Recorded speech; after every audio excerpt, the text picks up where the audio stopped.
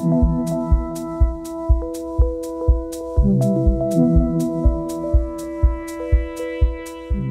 on the tours, you do get that look at the objects which you might not necessarily see that's, within the museum that we're working on at the moment. We can see on this knife here, you can kind of see polishing marks which came up on the X-ray. There was a very special object which was identified as an axe head, but when we X-rayed it, it was absolutely beautiful interlaced decoration and silver, which if you didn't X-ray the object, we wouldn't find out this information. So it's such an important process of iron conservation. We think of the Vikings as this big warfaring, aggressive type society, but they weren't. They were just normal people. There was children's shoes. They liked beautiful things. They liked decorating their objects. There's this leather satchel in the collection. There's hair still on the outside and they've cut a pattern into that. So, they liked things to look good. It wasn't all about the swords or the arrowheads or anything like that, even though there is a lot of that in the collection. How long would it take to clean a more elaborate piece? With some of these I used a laser to clean them, which is a slower technique, but you get a very, very good result on the decorative pieces.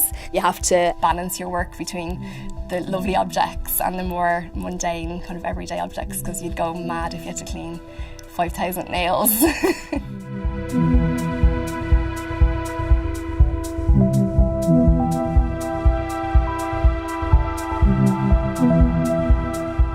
Morning folks, you're very welcome. My name is Patrick.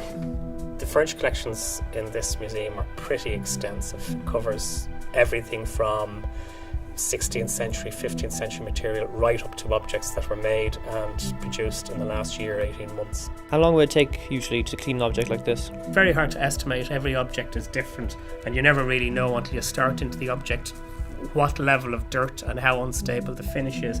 But generally speaking, as a rough estimation, probably 2 days or thereabouts to clean this object. Improving the standards of how we store our objects, we need to control things like temperature, light, humidity, and prevent pest damage. So hopefully what we're doing now will sustain the collections into the future for the next 100 years, and hopefully there will be more furniture conservators after I'm gone and we'll be able to look back on what I have done. That is, I suppose, ultimately very rewarding as well,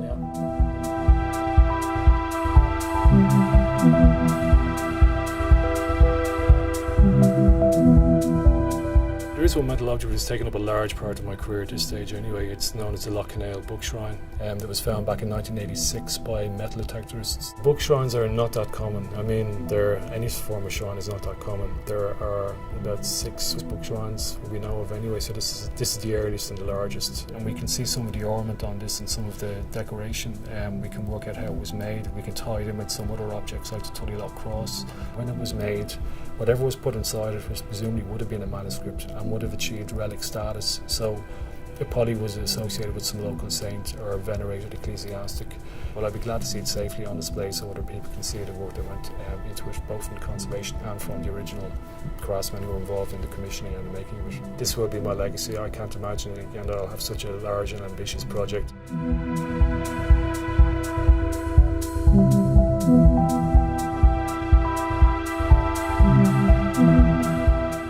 I've worked on some absolutely amazing ones. Eastern weapons, Western weapons, swords, knives, daggers, pistols.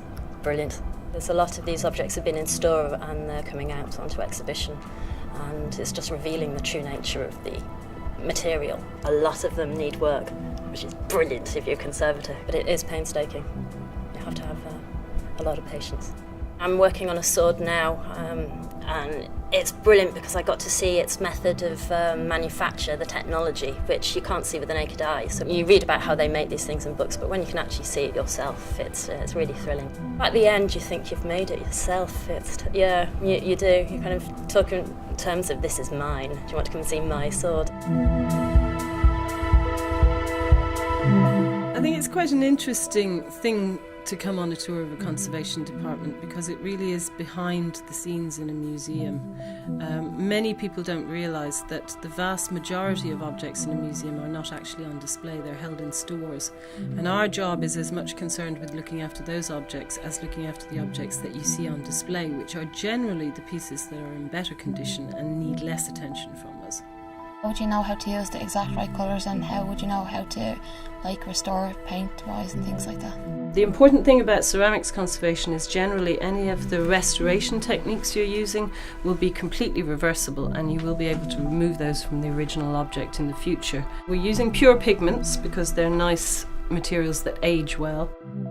Conservation takes a very long-term view that we are trying to look after these objects and keep them stable for hundreds of years, not just for the next generation but for many generations to come. We are custodians in this museum of objects which are over 2,000 years old sometimes, so we're not thinking short-term in any way. We're trying to do the best for objects that will live on long after we do, in fact. You see the work that goes in, you see the expertise that goes in over anything up to 2 years before an exhibition opens, and then when the exhibition finally does open and you see everything and it's in the cases and it all looks fantastic, then yes, that is one heck of a buzz. We've got the most unbelievably good collections here at the National Museum, and just to make the most of that.